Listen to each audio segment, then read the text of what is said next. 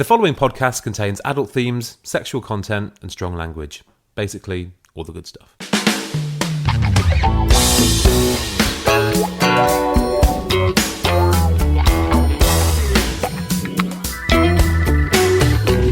Hi everybody, it's me, Bambi Bishop, yay!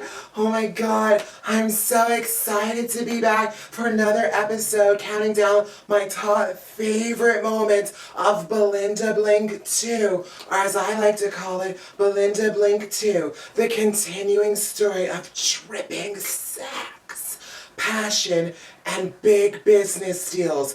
Keep following the sexiest sales girl in business as she earns her huge bonus by removing her silk blouse. Oh my god, thank you all so much. I've got to have a drink right now because in our very first episode, we got a shout out from Rocky Flintstone himself. Yay! He is such a fan of Bambi Bishop, and I know he'll make me an honorary member of the Glee team. So here's to you, Rocky. Proust. Today we're looking at Belinda Blinked Two, and what better place to start than Chapter 1 of Belinda Blinked Two. Now, as we recall, we last left Belinda. She had just gotten the order of a lifetime from Peter Rouse, and Tony wanted to know what the hell happened, but she couldn't reveal all her secrets. So instead, she went to the Ritz Spa with her best bosom gal pal Giselle for a little Ritz Spa gossip. But in that steam room, she had one question for Giselle. How did you lose all your hair? And speaking of which, interrupted Belinda, how did you lose your hair? Speaking of Are they still not squirming coming like... back even when they're at the Ritz? She's bald. No, she's not still plucked. She's not at the spa. That's what one of the towels was for, to cover up her head. She wearing a swimming cap? It looks like she is, but it's just She as doesn't need she one. is. Well, Belinda, I have to admit, I got fucked so hard. Her hair fell Some out. of my hair fell out. Oh my god. That's not a thing. Her hair fell out in shock. Hang on. It can go grey in shock, perhaps. It's a genital disease I've inherited A from genital? my mother. I think he means a genetic. Or congenital. Medical science has come so far. I hope there's a cure. But anyway, the deals were not over for Belinda because she had to keep going. And it was off to Amsterdam to sign the contracts with Peter Rouse. But first, upon entering his company building, he saw a sexy girl at reception. But there was only one question. What was her name? I wonder what her name's going to be. I feel like it'll be Gert. Oh, something Dutch, you think? Yeah, something Dutch. I'm Christina, and here's my ass. Ta-da! In Chapter 4, Peter Rouse proved that he was no mean artist and that all of his customers and clients needed to be tested against the rigors of Dr. Pietro Robbins, one of my favorite characters.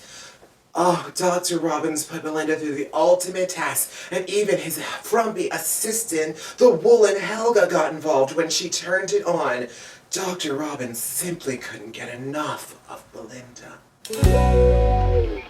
Absolutely, she replied, swivelling on her ass.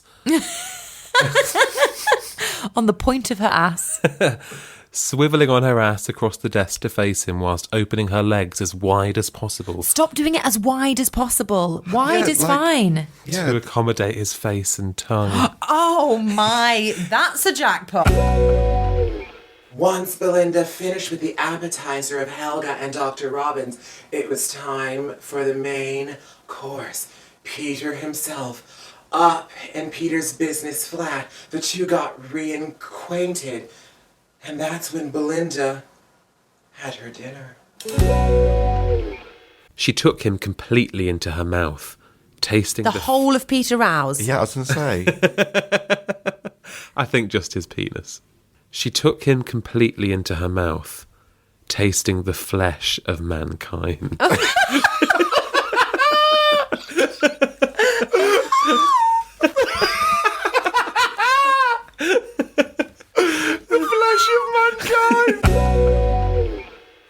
thing I'll say about Belinda, she, like me, never turns down a night to get fancy and hit the casino at 12. So, on the evening with Peter, she ran into Peter's Russian supplier, Grigor Kalansky, and his assistant, Laura. Peter fancied Laura, so he excused himself, which left Belinda with Grigor. Grigor knew just what to do. Introduce her to the insatiable Countess Zara. Fuck me, Grigor. Belinda, come down on me and give me my feast. Oh!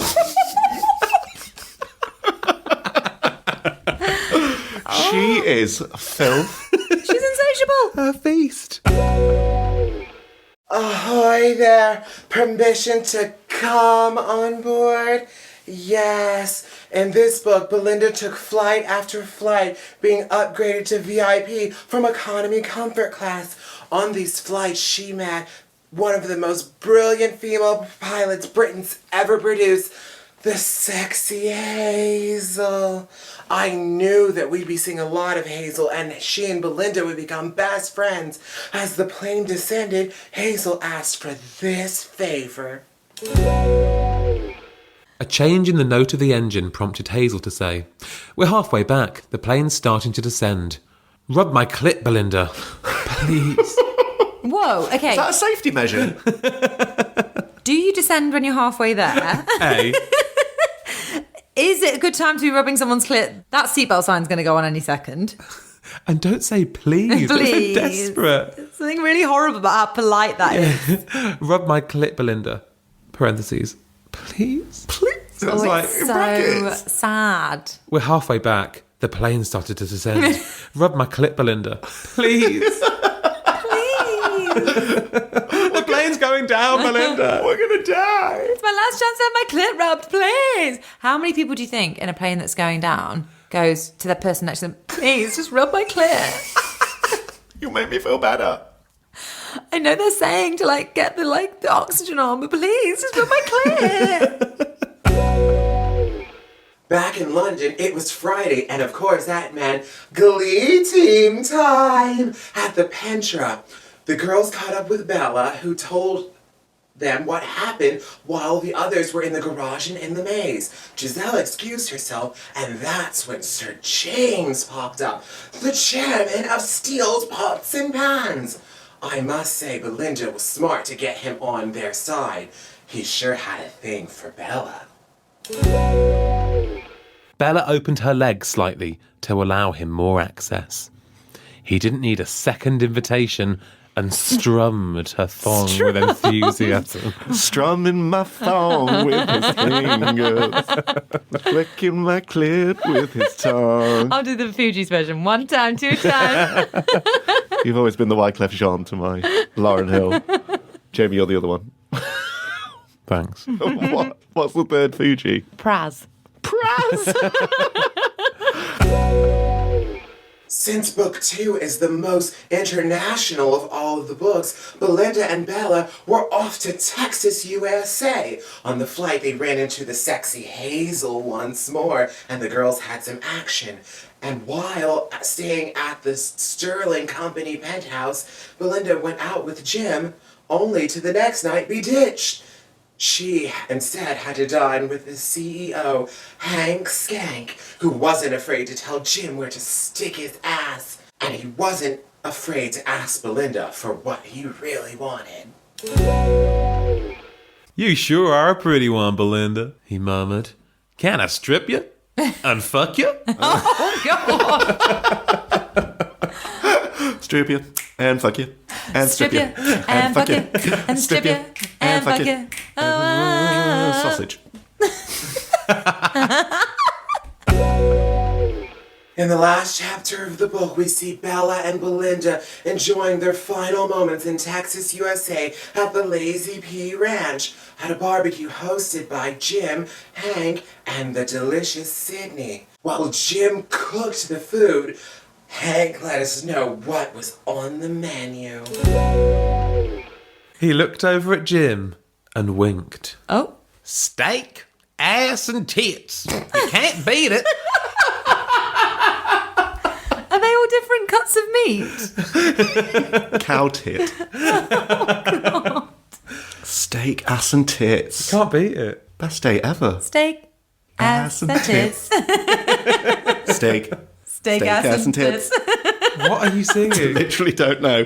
Also, we can't sing a song every chapter. Honestly, No, you're turning this podcast into the musical. But we're doing the same one, isn't it? Steak, ass, and tits. Steak, ass, and tits.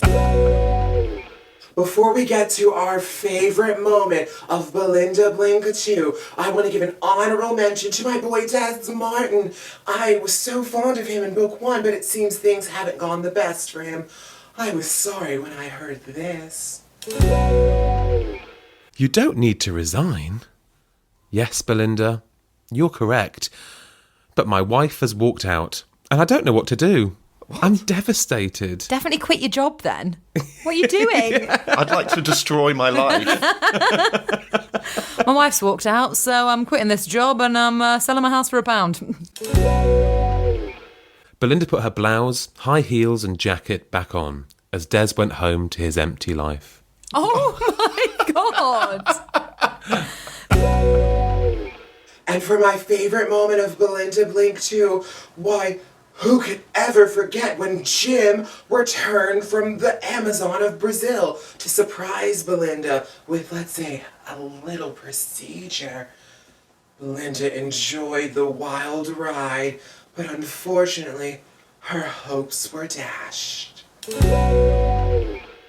Jim's cock was rubbing her clit just right, No, it wasn't. and Belinda gave in to nature. Gave it Did she? call of nature. She was. She is a woodland trail, look at that. Not once, but twice, Oh, I see. before the inevitable blue ejaculation cut across her dreams. Oh, for God's sake. And there you have it, folks. My top 10 favorite moments of Belinda Blinked Two. What were some of yours? If you didn't see them here, leave a like, subscribe to this channel, and let me know in the comment section what your favorite moments were. Thank you again to Rocky and the podcast of My Dad Wrote a Porno for having such amazing work. Book 5 is going on right now, so make sure you tune in every Monday. It's a porno day. Until next time, I've been Bambi Bishop. Recharge your glasses. Bye-bye.